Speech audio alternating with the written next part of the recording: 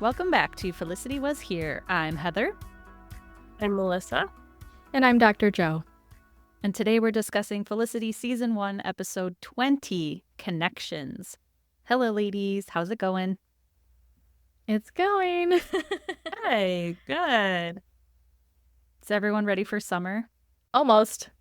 I am so ready. I have a week and a half worth of work left before we're on summer break. Well, we're on Episode 20. I can't believe we are this close to the end of Season 1. But as a reminder, last week, Sean came up with a brilliant idea to create a documentary about college life, where Felicity and the gang confessed a lot of feelings. Felicity and Noel expressed that they both still love each other, but they're trying to become friends again. And Ben lost a lot of money gambling, but still has a big debt to pay off. So this week on Connections, Felicity gets to fill in as manager or assistant manager of Dean and Deluca, but her personal life throws her some curveballs per usual. She and Noel are on the verge of becoming more than friends again, while Ben is out of options to pay off his gambling debt. Meanwhile, Elena starts temping for Professor McGrath in the evenings. So this week we open up in Felicity's room. She's telling Sally about her mean boss, Abby, the one who won't look at her in the eyes. But she's decided to put Felicity in charge at Dean and Deluca for a few days while she's out, and this will serve as a test for a potential promotion and raise for next year. And I was like, oh my God, we're already talking about next year, sophomore year. It's crazy. Yeah, we're so close to the end. Yeah, I feel like a lot changes, so this is getting exciting, as we come closer to the end of the season. So much ahead. Yeah. But I will say I think this episode is my cheating episode. Like, Melissa hates cheating and skips it. I think this is the one that I like. I just am so uncomfortable watching it for so many reasons. Like, a lot of the storylines, I'm just like, this is like, because people make really bad decisions over and over. And it's just, I get really uncomfortable in this one. So I don't usually watch this one a lot. It's very intense. Like, a lot of cringe happening. Like, why did you do that? That was terrible. Not just cringe, but it's like, they like keep making matters worse for themselves, or like people digging themselves into a deeper hole. I mean, Felicity does that all the time, but this one, for whatever reason, I feel like there's a few characters doing that in this episode, and it makes me uncomfortable. But yeah, we're gonna get through it. Yeah. So Felicity was trying to tie a tie for her Dean and Deluca uniform. She has like a little white collared shirt and a black tie. But she can't do it because we're not used to, as women, tying ties. So, of course, she goes and knocks on Noel's door for help and asks him to tie the tie. And he does the whole, like, standing behind her. And, he's got his arms wrapped around her, tying the tie for her. And it was all very intimate.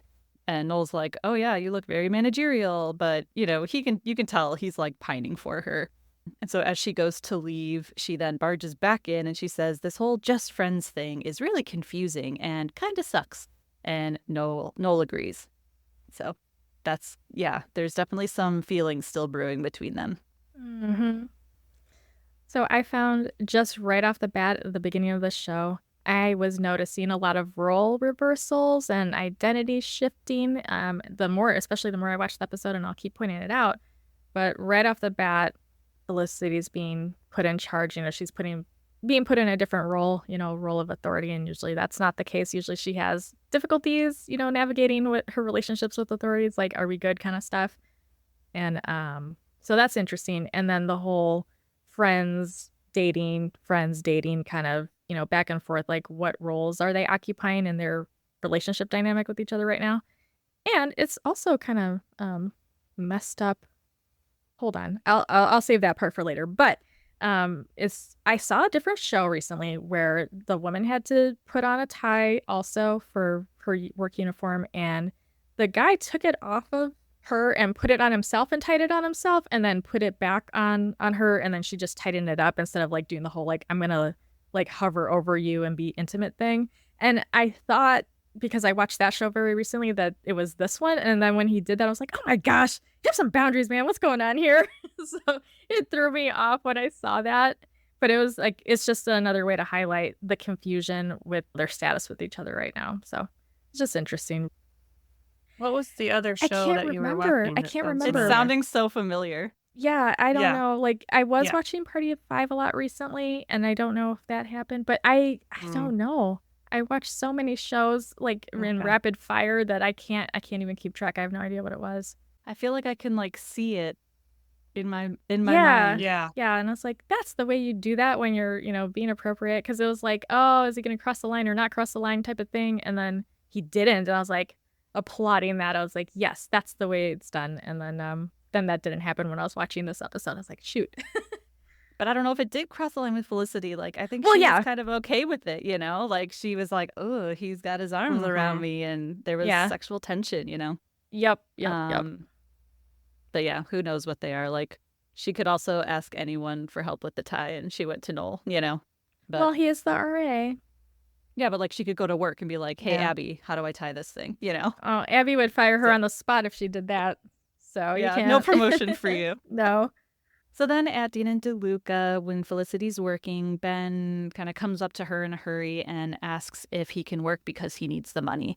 And Felicity says that that's okay. She'll just work something out in the schedule. And then another employee, Danny, who we've just met for the first time, approaches Felicity, and he's got this very like Eeyore mood about him. Like he's very like sad sack, like I'm kind of bumbling, and like he does everything wrong, right? And so he says that a pie plate broke. He's like, do you know where the Band-Aids are? And Felicity's not really paying attention or looking at him. She's like, oh, I think the first aid kit's blah, blah, blah, blah. And he's like, oh, well, and he holds up his hand, which is like gushing blood all over this gauze. And Felicity freaks out. She's like, oh my God, like, put that away. People are staring. And yeah, that's probably a health hazard. Like, good thing Right. the It health looked like a department's horror not there. movie. Yeah, it was gross. Yeah. So Who does Danny? He's played by the guy from Booger. Nerds, right? Yes, that's the one. The Booger? one and only. That's what I thought. That's the only thing I can think of when I see him is Booger. Look, it's Booger. I was gonna say Animal House. I had the wrong Close 80s enough. movie. Yeah. Close Oh, enough. Yeah. Booger. Yeah, because I was watching this and my husband walked downstairs and he's like, Booger? I'm like, oh yeah, Booger's in here. Booger works at Dean and Deluca? So he goes and gets some Band-Aids in the back, and then Abby shows up as she is leaving, and of course she's not looking at Felicity, but Felicity thanks her for the opportunity, and she's like, yeah, because, you know, I thought you hated me. So again, we're like, oh yeah, growth and changing roles, but no, she's still saying like, oh, do you hate me? Mm-hmm. Like, But- keep that in your thought bubble, not your speech bubble. But Abby admits, she says, maybe I do. You're young and perky, and then there's the hair. But she's like, but we're not here to talk about your hair, Felicity. And I just thought that whole exchange was hilarious. But if Felicity does everything right in these next few days, they'll be able to talk about this assistant manager position. But then as she leaves, last thing she wants Felicity to do is, while she's out, Felicity has to fire Danny, which I think is very inappropriate. Yes, that was my other observation course. with like the role, not just role reversals, but role shifts. That's just really weird. She's 17 probably still, because I don't think she had a birthday. So that's really young to be putting that responsibility on somebody, because you don't know how somebody's going to react. That's just really gross that she laid that on her. And then Felicity, of course, was like, okay. Like she doesn't protest at all. She's just like, yes, I need to prove myself. Well, she was like, oh, isn't that something you should maybe do? She's like, well, maybe I should, you know, I'm not going to, or I don't know. Abby's weird. Yeah. So she kind of was like trying to slip out of it, but like probably in her head, like I think she's very motivated for that promotion. Mm. So she doesn't push back too hard on it. She's like, okay. Well, yeah, she thinks she hates her. Like, why rock the boat? Exactly. So it's like, yeah, I better do what she says and like, yeah, fully not be hated. But yeah, like what other hourly paid barista would be forced to fire someone? Like, that's just, yeah. Especially when that's they not don't even have that position yet. Like she's not even any Not kind of trained. manager No. or anything. Yeah. Elena, meanwhile, goes to McGrath's office and knocks to drop off an outline, but he's not there, so she kind of just walks in to drop something on his desk. But then, just at that moment, McGrath does come in, and he does appear slightly distressed. So Elena, of course, asks if he's all right. He says he's fine, but it's been a tough week, and his assistant is out to make matters worse. So he's worse. So he's just, bogged down in paperwork. Poor guy. Boo hoo. Exactly. So Elena, being the overachiever that she is, offers her help. And he says, well, if you're free in the evenings, there's probably some paperwork that you can do, maybe for extra credit. But Elena says that he doesn't have to do that. Like, oh, you don't have to offer me extra credit. She says it'd be a great learning experience. I'm like, what learning experience is there from doing paperwork? It's just her trying to be gracious and sound like I really know. appreciative. It's like, but yeah, like, come on now. Yeah.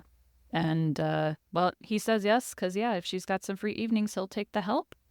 And so, unfortunately, as she leaves, she's kind of grinning like a fool, and it makes me very uncomfy. But I will say she had like a huge glow up in this episode. She has a new hairdo, and it like lasts her glow up like lasts the rest of the series. I just think like in this episode, for some reason, she like settles into her own style and looks amazing. I loved her look in this episode. Do you think they were trying to like make her look a little bit older or I more think so. mature so that this situation made more sense? I think that's definitely a possibility. Because I feel like she was wearing, not to say that she needed more makeup, but I do feel like she was wearing more like lip colors and different makeup colors. So again, like same with Felicity on Thanksgiving, like they put her in some lipstick, right, when it's a little more mature. Oh, yeah. Those sneaky bastards. But then we see Ben go to some like dump of a dorm room, and he's knocking on the door, and there's this guy who's on the phone wheeling around in his little rolling chair, and we figure out that this is Barry. And so he invites Ben in, says thanks for coming to see me. Ben's like, yeah, look, I know I owe you a lot of money, but if you could just spot me, I've got some good leads on some games that are coming up. I'm like, I don't know anything about gambling. I don't know like where you hear tips on who's going to win a game. Like, I don't know how that works, but Ben thinks he's got some leads on some games. But Barry says that he can't do that. He doesn't make a lot on his own, so he doesn't have enough money to spot people. So he says there is something Ben could do, though, to help make some of that money back. He says that Ben's not the only one with outstanding debts, and so Ben could help him collect some of those outstanding debts. Ben's like, look, I'm not going to be threatening anyone. But Barry's like, no, just the opposite. I need friendly dudes, right? So he gives him a list of people, sees to see if Ben knows any of them, and Ben says that one of the guys listed lives in his girlfriend's dorm. So Barry's like, oh, great. Yeah, then that works out well for both of us. And I thought Barry, too, looked like he was playing pretend and, like, playing as a grown-up. Like, he just looked like a 12-year-old to me who's, like, playing pretend as an Ivy League asshole. You know, like, oh, I'm a bookie and I'm running this thing out of my dorm room. I'm just like, dude, you're, like, 12. This doesn't make any sense. Yeah. Like, he was probably, like, the kid who got bullied in high school, and now he's, like, pretending he's hot shit. Yeah, he was super cocky and gross. I was surprised that he's another student, because in my head at first I was like, oh, Barry's just some bookie. And then when I think about a bookie, I don't think about a college student. I think about like some rough, middle-aged man like who's shady as shit. So that was a surprise. I was like, oh yeah, Barry's a student too. That's so weird. But yeah, I mean, I don't condone violence, but like Ben does look like he could beat Barry up. So like, again, the power dynamics are a little off. Like it felt very different. Like Ben looks more mature than this Barry guy, but Barry's the one that has all the power. So anyway, it was just interesting, the casting. But so then Ben goes to Kelvin to chat with Guy. So we find out that Guy is the one on the same floor as Felicity and Julie, who owes Barry a lot of money. So Ben sits down with him. It's like, hey, I'm Ben. He's like, yeah, you're Julie's boyfriend, right? It's like, yeah. But Ben's like, yeah, look, Guy, we've got a mutual friend, Barry. And Guy's attitude shifts kind of very quickly. He's like, are you going to beat me up?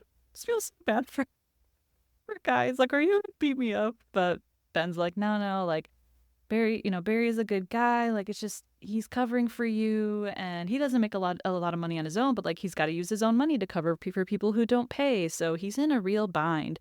I'm like, all right, I guess, Ben, like this is the nicest way that a debt collector could go around and do this. But not a good situation for Ben to be in here. Yeah. But Guy's got some cash. He's got like $30 in his pocket for working a week washing dishes someplace. And it's very sad.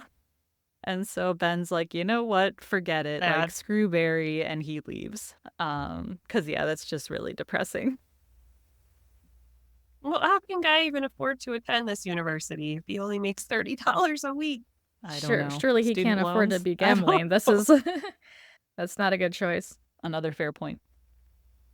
It's but here again is the role reversal where Ben went from the one in debt to being the collector. And he's occupying both of those roles at the same time, obviously, because he's trying to do this work to get out of debt. So it's like just another weird it's just the role identities are really complicated in this episode more than others I've noticed. But yeah, I mean, he's in the same boat, so all of a sudden, like, he empathizes more with Guy than with Barry, so he like Right. can't go through it. He's like, you only have $30, like, screw Barry, you know? Well, exactly. So, That's these yeah. characters are being thrust into roles that they're not ready for, like Felicity being thrust into the role of, potentially assistant manager, and now he's being thrust into the role of a debt collector when he's the one who's usually getting hounded. So it's I think that would throw them off balance. A lot of the characters in the episode, this particular episode, it's like really unsteady ground that they're on. Yeah. So then later, Ben is in the locker room, probably after swim practice, and Lynn kind of extends an olive branch to him. Just kind of small talking about their next swim meet, if they're ready to beat New Jersey. But then Lynn breaks it down. He's like, look, like, us talking is not, us not talking, this is stupid. Ben's like, well, we're talking right now. Lynn's like, look, since our tussle last week or whenever, like, just wants to make sure Ben's okay. Barry said that Ben hasn't paid yet, and Ben says that he will. And Lynn's like, look, if you need help, but then the coach comes in and interrupts and approaches Ben and says that, I guess, the bursar's office called and there's going to be a temporary suspension for Ben until tuition is paid. And so Ben's like, this has to be a mistake. I'll get it figured out. So, like, Lynn's offering help, but he kind of rejected him, and I don't know, it's just, yeah, he can't seem to accept help, and it's just very sad because now the situation's gotten very dire. Like, now we're almost at suspension here, so it's just really sad. Like, his friend just reached out to him and he still can't accept that help, so it's, yeah, very sad to watch. Yeah, definitely. And this reminded me of something funny, though, because as sad as that was and frustrating as that was, I like that Lynn was trying to be the bigger person and, like, let's make up, like, this is dumb, like, let's, get back to how we used to be.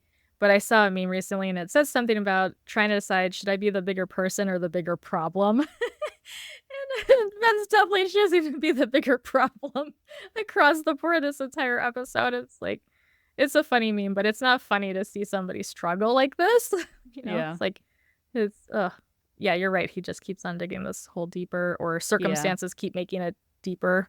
And yeah, he just, like, can't accept help from he does have a support system. He just, like, won't take them up on it. And it's just, yeah, very hard to watch. But yes, he's being the bigger problem in this. Boy, I love that.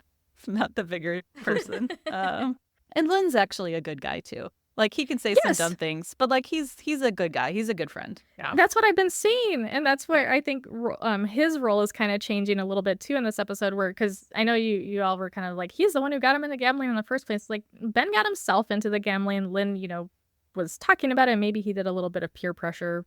So what? Like, oh, you went in, you want some, you got some. Like, come on in, and I'll double it. I don't know. Yeah, the intentions were good, though. He was trying to help his friend make some extra money. Yeah. But it's interesting how it shifts, quite a bit in this episode in particular, how he's more like trying to be more mature, trying to be more reasonable, trying to be a source of help and not kind of piling on. So that's interesting for him to shift to in that way. In a more obvious way. Stupid again, which is good. Yeah. Then Ben goes to the bank to try and get a loan. So he's explaining to this banker that if he doesn't pay his tuition by next week, he's going to get kicked out, which means he won't get credit for all the classes that he's almost done with, which would be very bad, obviously. And Ben says, look, I'm going to be working all summer. So really, this is just like an advance on what I'm going to make, and I'll pay it back immediately after this summer, after I work.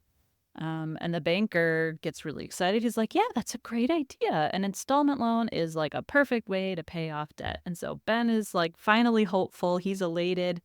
But then the banker says, now you just need to find a co-signer. He's like, maybe our parents would co-sign? He's like, no, that's not going to happen. Said, what about one of our older, more settled friends? And who is that but Sean? He's old. He's older. I don't know if he's more settled. Yeah, exactly. So at the loft, Ben obviously asks him, and Sean says that he will do it. He'll co-sign. He's like, yeah, mentors are important, especially for, like, I have a mentor. They're so important for all of your business ventures. So he's kind of seeing himself, I guess, as like a mentor for Ben when it's like, dude, he just needs money. Come on. But Julie comes into the loft too, saying that Ben wasn't in class, and Ben lies to her and says that, like, oh yeah, I was just asking Sean, if he wanted to go to the library, instead of bringing up the fact that he's going to co-sign a loan for him. And so Julie goes into the other room and Sean asks Ben, like, you haven't told Julie about your money issues yet? Ben says no, she doesn't need to know everything. She would just worry, which we hear that again later about a different person in Ben's life. Well, that's his default mode. It's just to protect everybody and not receive any help whatsoever. Well, do you think it really is him thinking about them and them worrying, or do you think some of it is like he's just embarrassed or like doesn't want to admit that there's an issue? I think it's both. It's both. And I don't think historically he's had a lot of experiences where he has had a support system that has come through, because this is really strong behavior to, strong rejecting behavior, help rejecting. So I don't get the impression that he's had those kinds of friendships or support before. So he doesn't know how to get help. I don't think it's simply he doesn't want to or he's too embarrassed. I don't think he knows how that looks and how it feels and that it turns out okay when that happens, because I don't think he has a lot of experience with it. Gotcha. So even though people are offering, he's just like, help, what is that? I It don't feels even know how to weird. deal with it. Okay. Yeah, it's unusual, so he doesn't know how to navigate that, but he does know how to navigate doing things independently. I mean, quote unquote knows how. He's familiar with that. He's more comfortable with that, even though it's an uncomfortable situation. And again, it's just so weird that like he's always helping other people too. So it's just so weird that like he can't accept it himself. It's a bummer. It is. So then back at Dean and Deluca, Felicity's working again, and Elena's visiting her and apparently tells her that she's working for McGrath, which surprises Felicity. She says, oh, isn't that intimidating? And Elena says that it was at first, but, he was emotional. It was weird seeing, your professor emotional. Then Danny comes in again late because of volunteer work at quote-unquote the orphanage. And he kind of like bumps into people too as he walks away from them. And I'm with Elena. Elena's like, he is working you. And that's like exactly what I would have thought if I had seen everything up to that point. I'd be like, the orphanage, please, whatever. And he's like, oh, and I can't, come in Saturday. Well, that happens later. But like, he's like, oh yeah, he's always has all these excuses and he's so terrible at his job. I would be like Elena. I'd be skeptical, but. Absolutely. So then at the dorm, Noel is probably passing out floor calendars, because he always is. Slides one under the door, and Richard opens up the door, storms out in his boxers, complaining about the heat in his room. His whole room is filled with steam. Noel says that he should stay somewhere else until it's fixed. I guess they fixed, the heater, but it wasn't fixed properly, so Noel's going to have to get some help in to fix it. But unfortunately, Richard has no friends, so now he has to stay with Noel. And Noel was, I think, pretty gracious to let him stay with him, but I don't know, he probably just feels bad because he's supposed to fix the issue. Then at the bank, again, Ben is very, very grateful with Sean for, Sean co-signing and helping him. But the banker comes back in the room and says that Sean has credit issues. Sean's like, what, me? I have great credit. Like, what are you talking about? And apparently he, though, has some debt for bagel knobs, which are like donut holes. Holes, but with bagels. And he wants to like put cream cheese fillings in them. What do you think, y'all? I would totally these are eat those. real. Have you guys not had them? Yes, I can't I've eat had bagel. some. Well, I want to know more about this because I can. Oh, okay. Well, lots of places have them now. Dunkin' has them. Just like local bakery by I've my been to house has them. I don't think they're called knobs, but The they're bagel just knobs. like once bagel again, I bite. find out I've been doing life wrong. Yeah. Thank you. Thank you for teaching me the way. I'm very excited because Uh-huh. There you yeah, go. they They're sound delicious. That makes sense that Duncan would do it because, like, I feel like they kind of came well, up because with they the have the donut donut hole. holes. Yeah, Yeah, so yeah. that makes sense. It's only natural they Yeah. would transition to the Yeah. bagel scene. Or Yeah. super good. You can get them with like the everything bagel, plain I bagel. can and will. Yeah, highly recommend. Awesome. Very excited. Wow, Sean was ahead of his time. Truly. Exactly. He just was, he was too inspired at such a young age. But yeah, he says, look, once bagel knobs are a thing, once this blows up, I'm going to have the money to pay back the debt for that venture. But the banker isn't having it. And so he's like, well, can't do this today. And Ben blows up. He's like, how can you do this? Like, I need this loan. The banker's like, I'm sorry, but we can't. And he's like, you know what? You're not sorry. Don't say that. Sean's trying to settle him down. The banker leaves, and Sean's like, it's going to be all right. But Ben says, I'm not so sure. And yeah, he's starting to spiral now. Yeah, I imagine too that sorry might be a trigger for him, actually. I just thought of this right now. I'm sure his father does that all the time because, part of the cycle of abuse, like, like the blow up and then the honeymoon phase afterwards where it's all apologies and everything's, sunshine and roses again. And it's probably a trigger, like, and that's why he's like, no, you're not sorry. Like, don't say that. Like, if you're sorry, you wouldn't have done that kind of thing. So nice. Well, and yeah, I mean, that's just like a Yeah, it's customer service thing. yeah, I'm a so sorry. Like, he's not sincere about super, it. super disingenuous thing. Yeah. Yeah. Then back at Dean and Deluca, Danny comes in from a overly long lunch and tells Felicity that he thinks his hand is getting an infection. And he's like, oh, and Felicity, I can't come in on Saturday because I have a doctor's appointment to drain the fluid from this bandaged hand, which is like completely covered up in bandages. And I'm like, how can he even work with one hand anyway? Like, shouldn't he be on disability or something? Like, I don't understand how he's even working. So this was the last straw for Felicity. She says, we need to talk, which is never good. But she tells him that she's got to let him go. He's like, go where? She says, out, out there. She's like, I'm firing you. That was funny. Yeah. He's like, go where? So yeah, he's eventually like, says he's sorry. He's like, good luck, and turns in his hat. So Felicity fires Danny finally. Good for her, I guess. She's growing up now. Or is she? Then we see Noel going back to his dorm room where Richard is already there, settled in nicely, reading his newspaper, drinking his coffee, still in his boxers on the floor in Noel's room, and greets him with a, hey, roomie. Well, but Noel's like, no, don't call me roomie. Like, this isn't permanent. And Richard is reading his mail and tells Noel that he got a summer internship in Berlin.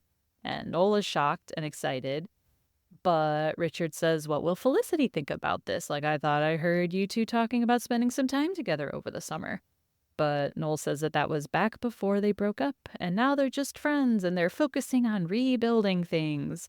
Richard's like, well, what does that mean? Noel says, I have no idea. So Noel's confused about what this all means, and now what Berlin is going to possibly do to their rebuilding of their relationship or friendship. But Richard says that this is actually perfect. This is going to be the perfect way to find out Felicity's true feelings. Like, when you tell her the news, her face is going to say what she really feels in a split second before she actually comes up with the proper response to Noel, right? So if she looks really sad for a second, she's still in love with him. And if she, I guess, has no sign of anything on her face or is excited, then she's over him. They're just friends. So Noel said, that's actually pretty smart. I mean, it is. Richard, I hate Richard, but I feel like that's a good way. Just like my face always gives away my emotion. Like, I could be lying about something, but then my face will give it away. So I think that's actually. I mean, Noel does say well, I don't want to test Felicity like that. Right. And I could see where it's slightly manipulative, but he is gonna tell her anyway. And so it is true that her real reaction will probably show on her face. Yeah. Do think that's an interesting insight from Richard. I don't like the game playing kind of aspect of it, but it is insightful. So, okay, yes, let's read people's nonverbals and see what kind of information we can get. I respect that on some level. But it's interesting again that Noel would go this route or, consider it and seem kind of like, okay, yeah, maybe I could do that versus after the whole go find out who Eli is advice. yeah, well that too. But Yeah, the that's being true. more inclined to be like, what are we? And I'm surprised he wouldn't want to have this big conversation about what does this internship mean for us or not us, whatever us is or not is. So it's interesting that he even kind of entertained this idea versus being like, no, we're going to have a long ass talk about it. Like we have long ass talks about everything else.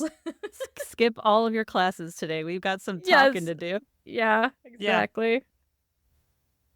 Yeah, as long as, like, after you get the gut reaction, you do say, like, well, what do you think about that? Like, Right. hopefully you do communicate eventually about this too. But yeah, Yeah. it was insightful. And only because you brought this up, Joe. But again, the role reversal, you're so right. Because now, like, Noel is sitting with Richard to get advice from Richard when he's the RA, right? Like, now Richard's in his room. It's his room too. It's very interesting. Yeah. People are either kind of getting more on the same level or one's going down a step and one's going up a step. It's just like there's a lot of weird shifts happening. So then Noel wraps up the conversation saying, don't you ever have class, Richard? The moving rooms is very stressful. He needs his downtime. And Noel says, well, can't you go get it somewhere else? And also, don't ever read my mail again, or you're going back in the hot box. Thought that was hilarious. Noel was very cute in this episode again. Sorry, not sorry. Richard was hilarious in this episode. Is that what I think you meant to say? He was also very funny, yes. He was exceptionally hilarious. In I his loved little him. like blue plaid shirt.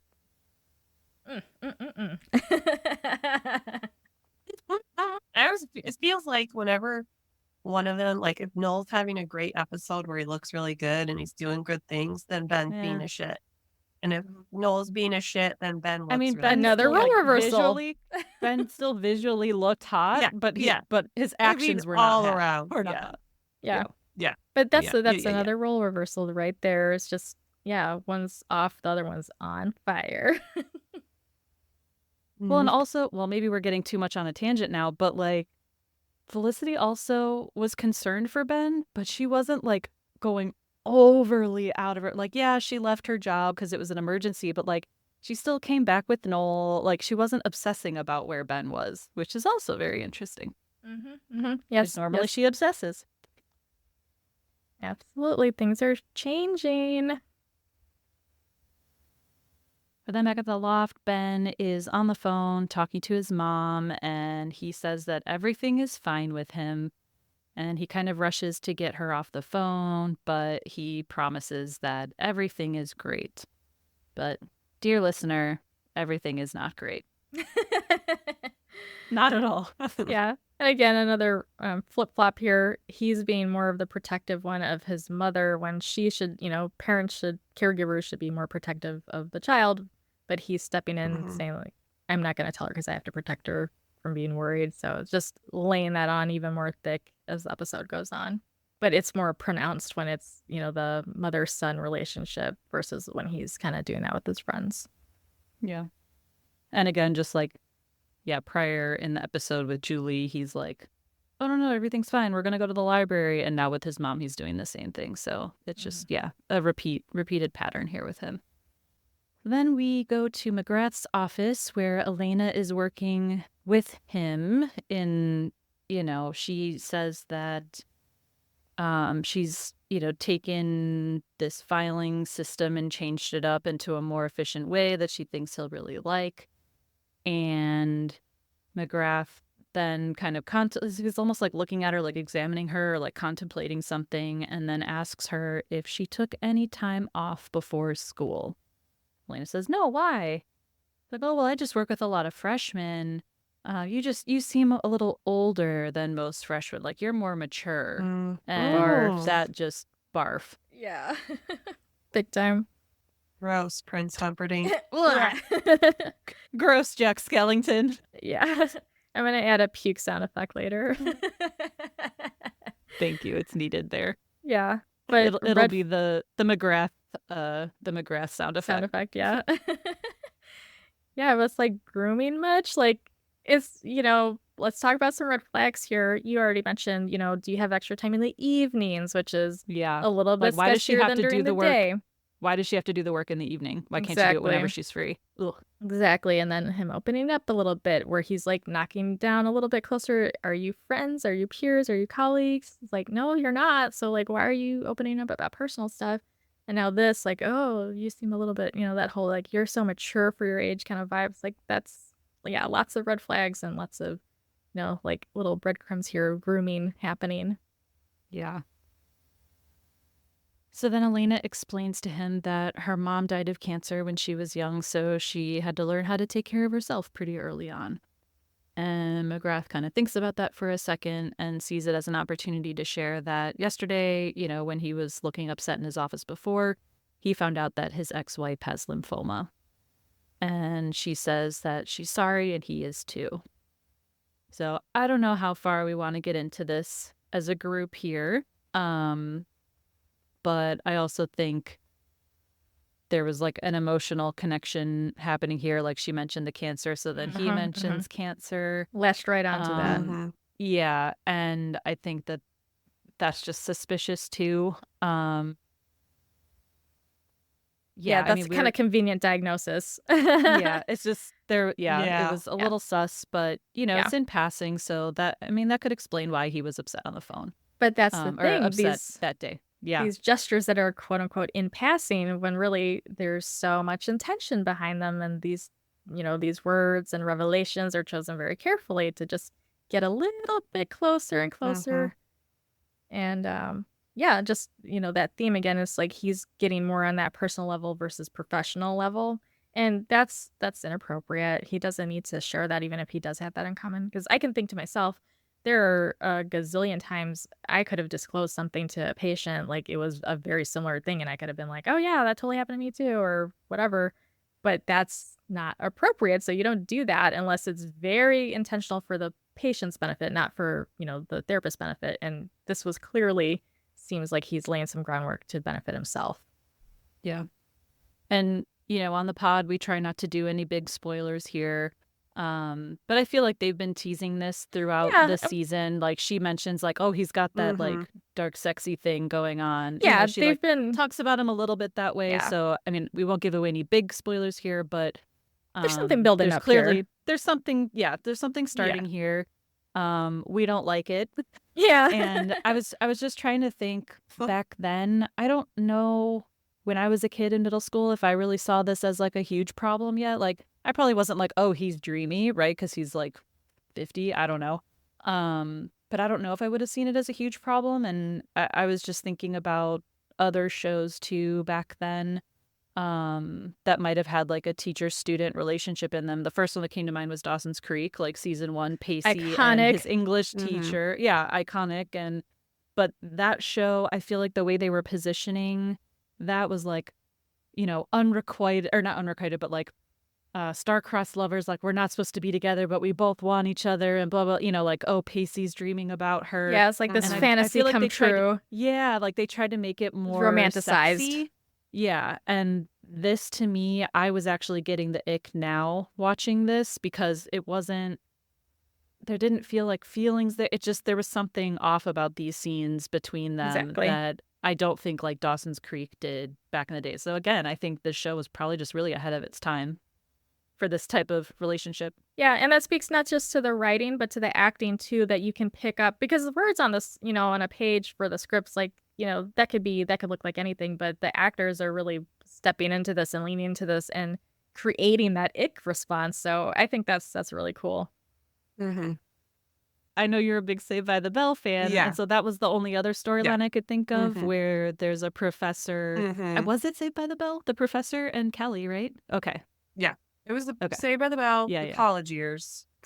Kelly and her Professor Lasky. Yes. They like genuinely like dated though. But he wasn't fired? And he had like a daughter. For that? Gosh, I think there was like some investigation or something, but she wasn't like in his class anymore. Okay. I don't remember. Yeah, I couldn't remember if there were any. I watched Couldn't remember if there were any college year. consequences in that one. Yeah, I don't remember, but I do think Dawson's Creek was one of the few where it was like a Yeah, woman that's true. That's true. teacher with the male student. So it's kind of different, I think, when they make it like the older, gross man professor with a woman. Oh, I don't know. I feel like every teen drama has had this situation. Almost Well, I was trying all to- of them. yeah. Dr. Joe was also talking about Pretty Little Liars, which was like one of the biggest plot points in the whole series, throughout the whole series, that started literally in the pilot. It was a high school student and a teacher, and it was gross. Again, Mhm. star-crossed lovers, Right. romanticized. So big, Yeah. in fact, that I didn't even realize. I mean, that I realized it, and I didn't even watch the show. That's how big of a plot point it was. I never even watched it, but I was aware of that, and yeah. Well, even Buffy, like Xander goes on the Okay. date with Oh, his yeah. teacher who's The like praying a mantis. praying mantis. Oh my god, I forgot about that. Yeah. At least they like appropriately made her a villain, like a predator. Yeah. Like she is literally a man eater. Yeah. So that was Perfect. at least a good message there. Let that be a cautionary tale. Mhm. Yeah. I'm trying to think of where it all started. There's probably we're kind of talking about shows from the 90s or early 2000s, but I bet you there's some shows from the 70s, like some soap opera that we're just not aware of that had that. But I would love to know. gotta I'm going to be. have to go down a little rabbit hole later with my ADHD self and see what happens. Or doesn't it like really all start with Lolita, Fun. that book? I've never read it because it just, Mm. again, plot Yeah. grosses me out. But I feel like that's where kind of a lot of this started in pop culture, at least. Interesting. Yeah. Anyway, moving on from predatory relationships, back at the loft, Ben, we see, is rummaging through some things, and Julie comes out into the living room and sees him, and he turns around and looks really guilty. Says he didn't know she was here, which I also think is weird. I'm like, why is she there all the time, like to the point where your boyfriend doesn't even know you're there? But I digress. So she asks what he was doing, and he kind of hems and haws for a little bit, but I think he realizes like there's no excuse I can come up with this quickly that would make sense. So he says he was putting Sean's watch back. He took it before, and he was going to sell it at the local pawn shop, but he put it back. So I guess he decided against it. And he, without Julie really saying, he was like, "Yeah, I know, I'm disgusting." And Julie asks him if he can ask his parents for help, but Ben says he won't give his dad the satisfaction. And then Julie says, "Well, what about your mom?" And Ben blows up at her. He's like, "Just stop. You have no idea what you're talking about." Sean comes in and is like, "Hey guys, what's going on? What's up?" But Ben just tells Julie, like, "You should tell him what I did because he should know," and he storms off. Ooh. That was intense, yeah. Yikes.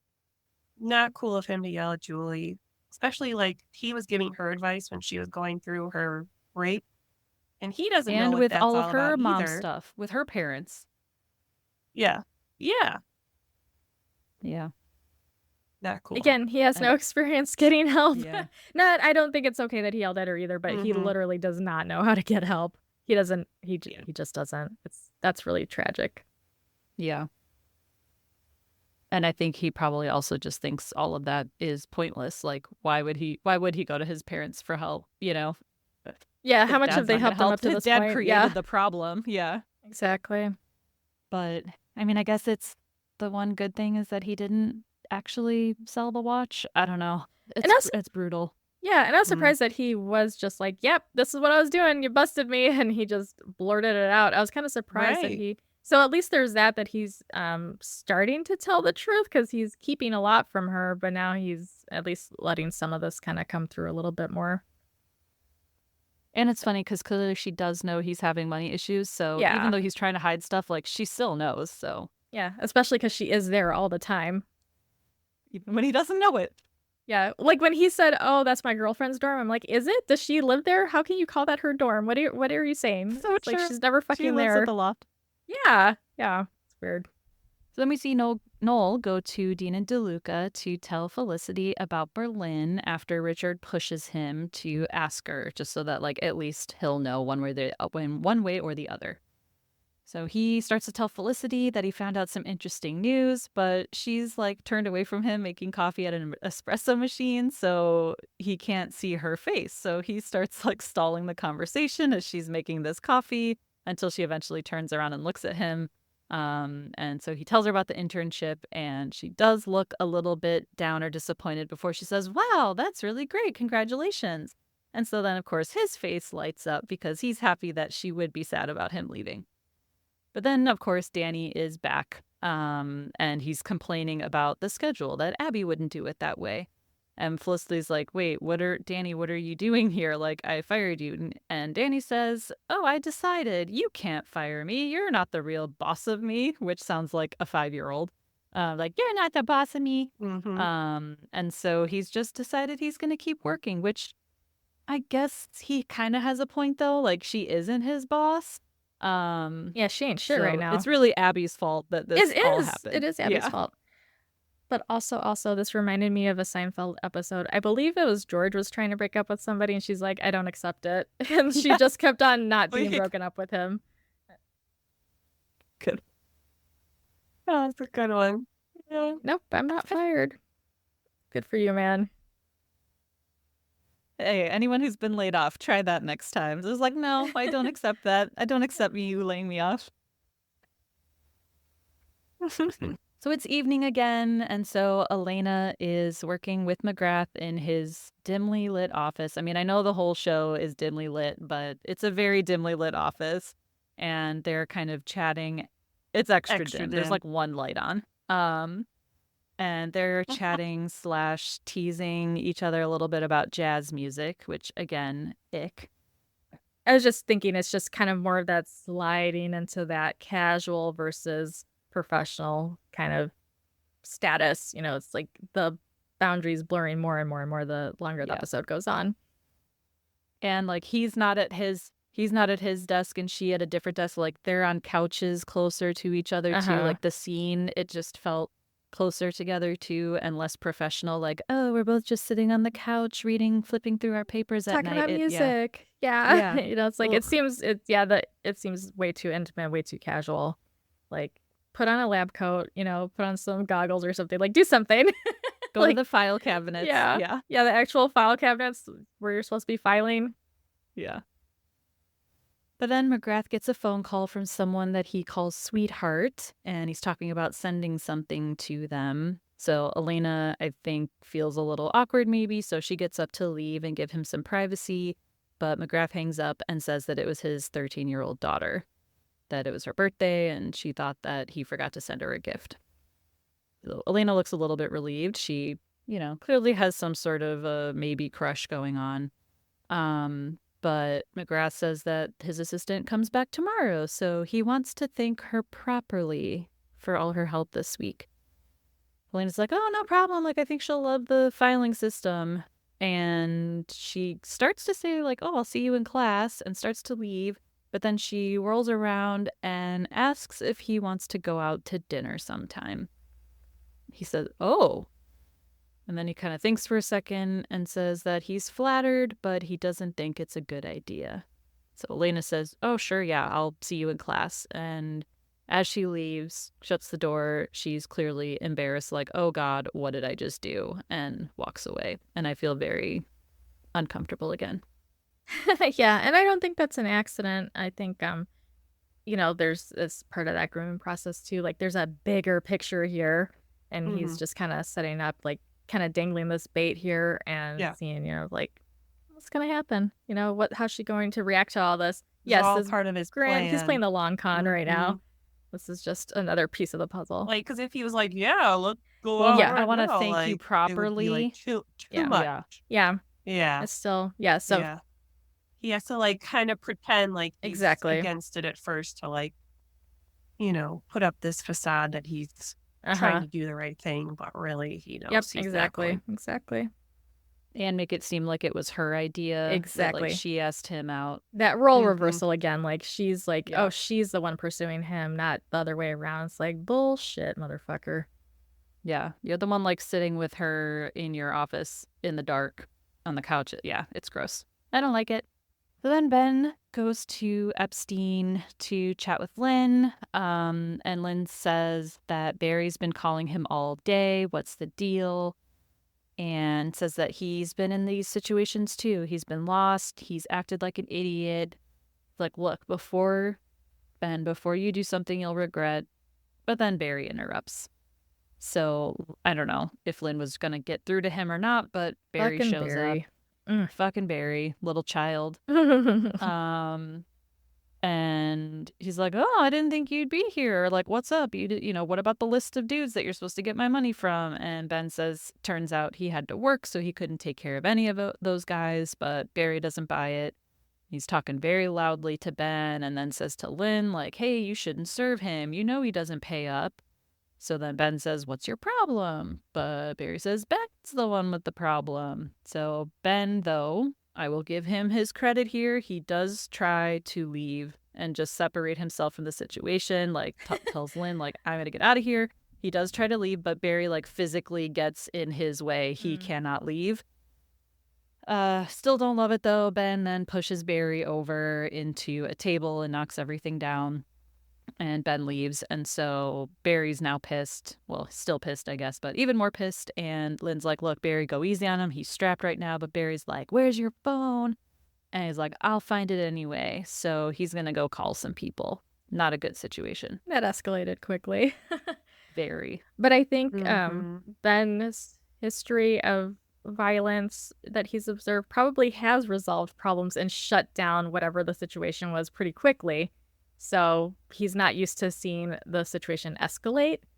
Again, obviously none of us are okay with any kind of violent stuff. It's just, I think historically he's learned that when you're aggressive, you get your way and the problem goes away. Not the problem gets bigger and escalates exponentially. Well, and yeah, he does look like he could take Barry. Like, Barry's a little shit, right? Yeah. So, like, he's probably like, this guy's not going to really do anything to me, but he can call people who can. Yes, which is can call in scary. reinforcements. But then at Dean and Deluca, Danny's sweeping and being an imbecile, while Felicity looks like she's like managing the books and closing up for the night. And the phone rings, and it's Julie calling from Epstein Bar, asking if she's seen Ben.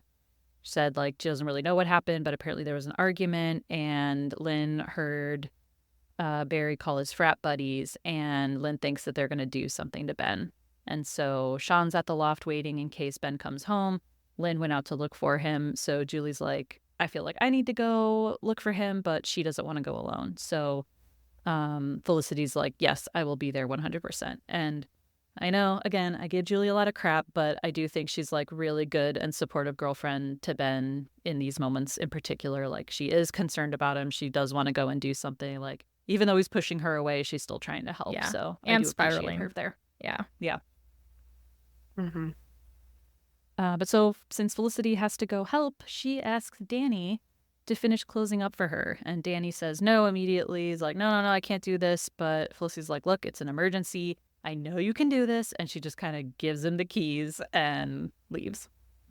Just another flip-flop here. She went from you're fired to I know you can close the store. What the hell?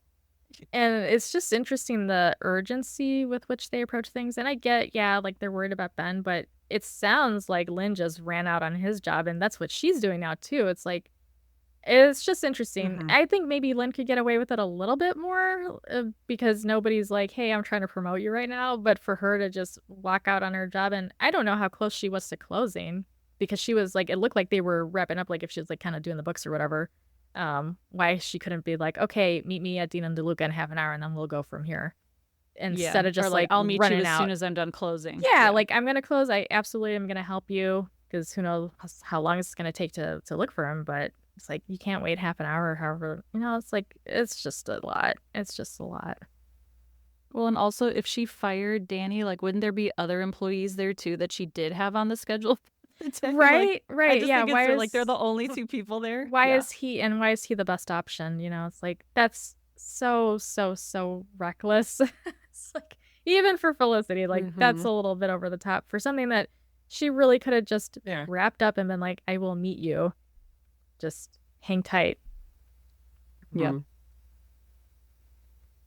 But Ben is out walking, and I think it looked like he was getting near the loft because I thought I heard him like fumbling with his keys. So it sounded like maybe he was getting close to the loft. But he accidentally bumps into some guys that are walking by. But it's not just some guys, it's the frat buddies who then jump Ben and they beat him up and leave him on the ground, just like coughing and writhing. Honestly, I'm surprised not good. we don't see him in the cut to him at the hospital. Like, I'm surprised because I mean, there's no way he didn't get some ribs broken. You know, like they really could have done some really bad damage if he really did get jumped by that many dudes at the same time. Like he'd be in the hospital.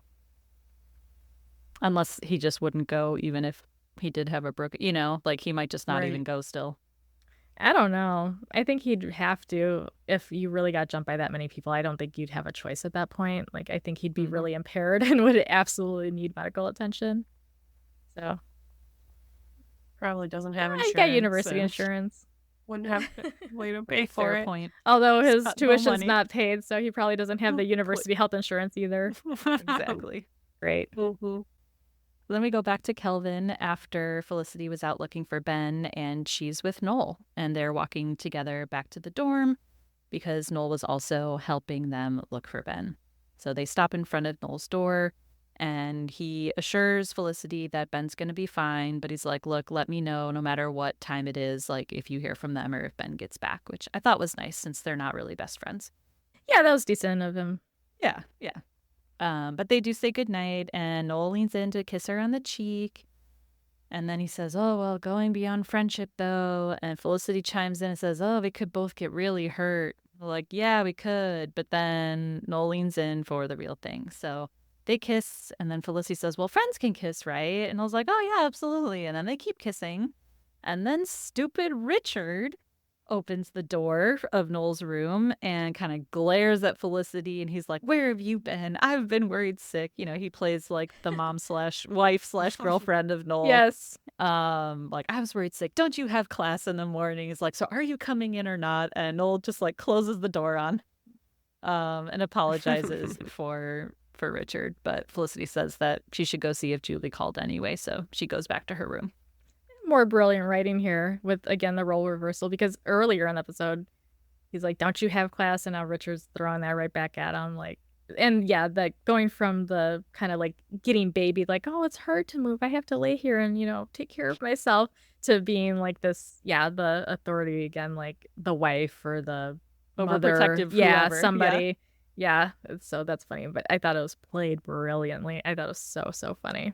And that, like, Felicity is this charlatan, like, wooing him, you know, like, oh, she's the reason you were out late. That's funny. Yeah. It just plays more into that greater theme of the episode. It's good stuff.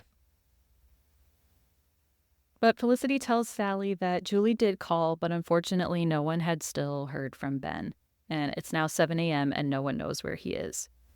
So she goes to work and knocks on the door. She's dressed in her manager outfit still, but Danny answers the door in the manager's uniform as well. And he's all chipper. He's on the phone. Dean Deluca, this is Danny. How can I help you? And all of a sudden he's just like super capable and his hand is fine. And yeah, apparently Abby came back and promoted him because he closed up for one night. And that was just amazing, supposedly. But Abby's there, and she tells Felicity that she was going to fire her for doing such an irresponsible thing as leaving Danny to close up by himself. But Danny convinced her not to fire Felicity. And of course, a nun appears then with a gift from the children at the orphanage for his volunteer work. And there's, a little like thank you card sign thing. And so he invites the nun in and they leave. And Abby's like, oh my God, Danny, he's like an angel.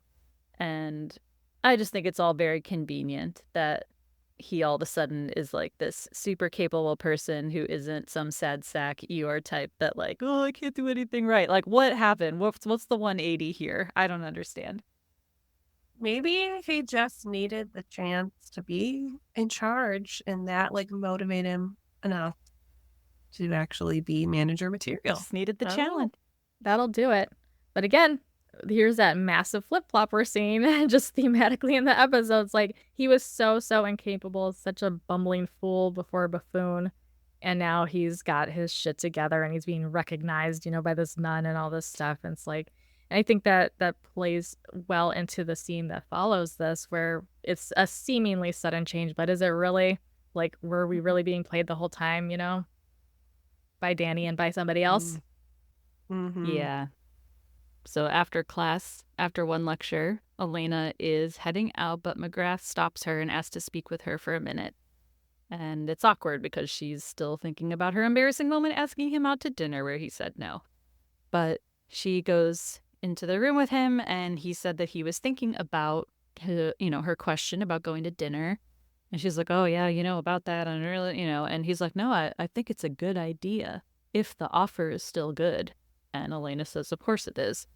And again, barf sound effect. Yeah.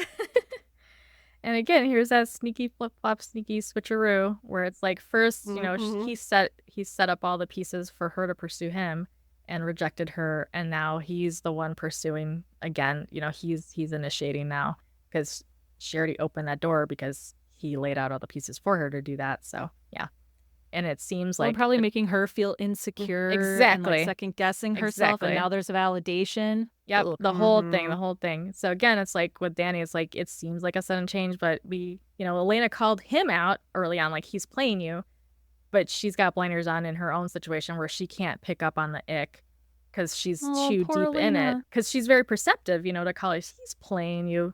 Yeah. Immediately, she's seen Danny for like 2 seconds, and she's like, he's playing you. She knows immediately, but with this guy, he did that whole grooming process, and she got sucked in, and here we are. Wow. I hate it. This just reminded me of another teacher-student thing. Did you guys watch Boy Meets World? Yes. There's a episode where Fred Savage guest stars, and he plays like the teacher, and he hits on Topanga. That made me think about this because he was like super creepy and kind of groomy in that one too. And he did also have some sort of like not a trial, but like a trial in front of the deans or something, right? I think there were consequences for him, and they recognized him as like, that is gross. Yeah. Oh yeah, Corey's brother. That's right. Every show has one. Every show, I promise you. So then finally, Felicity tells Sally that it had been almost 24 hours of not hearing from Ben. We see her sleeping in her room, and she hears a knock at the door. And it's Ben, and he is all beat up. He's got like blood down the front of his shirt. Like, it looked bad. He asks if he can come in. Of course, he can, and then he kind of looks at himself in the mirror, probably symbolizing that he's like seeing what's become of him, right? Big yikes. Yeah, but Felicity asks if he's called Julie or Sean yet, but he says like, no, those guys probably don't want to talk to me, and I don't blame them. And she, of course, says like, I think you're wrong, you should probably call them. And he says that he will, but he just asks her if he can hang out in her room for a little bit. And this brought back memories of Hot Objects when he wants to sleep in her room. Like, he can go to anyone, but he goes there to sleep on, or I guess on Megan's bed. He was probably going to sleep on the floor. And then after the Halloween stuff, he would like go to her room. So this was just very reminiscent to me of those early episodes. Anytime he's got his turmoil, he goes to Felicity. And not his girlfriend. But in this case, he very blatantly believes and, verbalizes like, I don't think they want to talk to me. So he doesn't even think that's an option. So it's not like he's like, well, I could go talk to my girlfriend. He doesn't think that's an option. He's like, thinks he's a piece of shit because he's been acting, he's been wilding out. He's been spiraling. You know who likes pieces of shit? Felicity. Oh, there you go. Well, he could have just gone to be by himself somewhere in a park or whatever. He didn't have to go see her. Or he could have gone to Lynn's, but he probably thinks none of them would. But Felicity's very forgiving and understanding, so probably a good bet that she'll let him in. So they sit down together, and he tells her that lately he's been noticing that he's been turning into his dad. He just gets into a fight every time that he gets pissed off. So Felicity asks if his parents know what's going on with him, and he says that his dad, no, his dad hasn't called in months, and his mom calls all the time, though, since she left his dad. And And so he explains that like his mom has the chance to be happy for the first time in her life ever, and that if she knew what was going on with him, she would be very, very worried. And he says that he screwed up her life enough, which again, just very sad to think that he thinks like it's his fault that she's divorced or screwed up her life. It's just, yeah, that's really sad. But Felicity, in her infinite wisdom, says, maybe you should let her worry. Maybe that's not such a bad thing. They're still his parents. She says, let your mom be your mom. Let her take care of you. Let her worry about you. And that's my angsty away message of the week.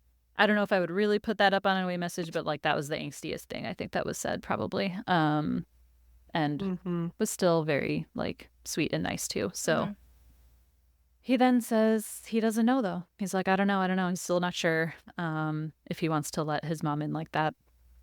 But we do see Ben in slow motion going back to the loft. And inside the loft, Sean is asleep in a chair, and he's like got the phone in his lap. His hand is on the receiver, which is just very sweet. Like, I know Sean can be overbearing and intrusive, but like he was clearly very concerned about Ben too, and like waiting for the phone to ring. And Julie is asleep on the couch and perks up the second that Ben walks in. Then we also see that Lynn is there too, asleep on another couch that they have. And I just thought that scene in particular was very beautiful. It like shows that Ben does have a really good support system and people who care about him, and maybe he can finally start to feel that in this moment, because Julie goes up to hug him, and then immediately Lynn and Sean go up to hug him too. And so his friends really rallied around him in this moment, even though he feels like he has just disgraced all of them. You know what, though? You mentioned the Halloween episode, and that just got me thinking right now. You know, they're highlighting the support system, but remember when they got robbed and everybody was rallying around Felicity and she was handling it pretty well? And I was like, Ben's the one who needs the help. And people were like, Sean was like, you didn't even try to get my notebook from them. Like, so it was the opposite. He really didn't have that display earlier on in the season. So I could kind of see, not just because of his upbringing, but historically, like he was going through a hard time and people were kind of being like, what the fuck is wrong with you? And they were rallying around. Well, that was also her. like one of the first, if not the first episodes where we saw Sean. So they also maybe just like weren't even close friends yet, but like maybe now at this point still, in the season, they are actually friends. It's in his memory. Right. It's in his, you know, it's filed away. Like, if I need something from these people, I can't count on them, or what I can count on is getting blamed for whatever bad thing happened. So he's got these past behaviors to predict future behavior, even though things have changed, and he does have the support now. But I could see why he would have come to that conclusion earlier, just because of all his past experiences. That's true. He'd be like, oh, where's my rent? Yep. In this situation, yeah. And then we do see Ben get on the phone and finally call his mom, and he gets right into it and says that things aren't so good. And that's the last scene. Again, we don't hear back from Sally, but again, Felicity kind of sallied the situation for Sally, and actually gave Ben some good advice for once. It was solid. And I appreciate his insight when he's just like, I realize I'm turning into my dad. Like, at least he was able to take a step back at the end of all of that and recognize what was happening to him, like what he was becoming and what he was doing, and that was all not good stuff. I really appreciate that he named it and, you know, spoke it. And he was probably at like his rock bottom too. Yeah. I mean, beaten up on the sidewalk. Yeah. It's hard to get lower than that. So I thought it was so sweet. I love that the phone was in Sean's hand, and I love that Lynn was there too. It's like, even though Ben did everything he could to push these people away, they said, no, we're not going anywhere. So that's pretty incredible. Like, not just the support system, but that they took so much from him in these last few episodes, you know, the shenanigans with all the gambling stuff. They really came through in such a big way. So I'm surprised too. So he would be surprised. He like kind of put everybody through hell the last few days. Yeah, I pushed everyone away. Like, they're not going to want to hear from me. Because, yeah, some people could have just said, oh, you don't want my help? Fine, screw you, you know? So it is, yeah. I like that there's that much support and friendship at the end of the season here. Yeah. Well, our hate counter this week was only 9. It was an intense one. I'm glad we got through it. And I think the last two here, there's drama, but it's like spicy drama. Juicy stuff. So we don't have to get so intense, I don't think. Oh, yeah. It was this was a rough one. But I enjoyed it. I'm wondering, why do you think the episode is called Connections? well, with you talking about all the role stuff, I was actually going to bring it up too. I feel like for some of like Felicity and Noel are trying to figure out their connection. And then obviously Elena and McGrath are forming a new connection. A bad one, but a new one. But yeah, I didn't know how to connect connections to like the main Ben storyline. So I was gonna ask you all too if you had thoughts. Yeah. It's just like the role stuff, like how are we connected to our different roles, I guess. I don't know, because it's like kind of on a spectrum. It's like we're on one side in one situation and on another side the other situations. Like it's, but I would name the episode like Instability or something, or like Unstable Identity. Rock bottom. Yeah.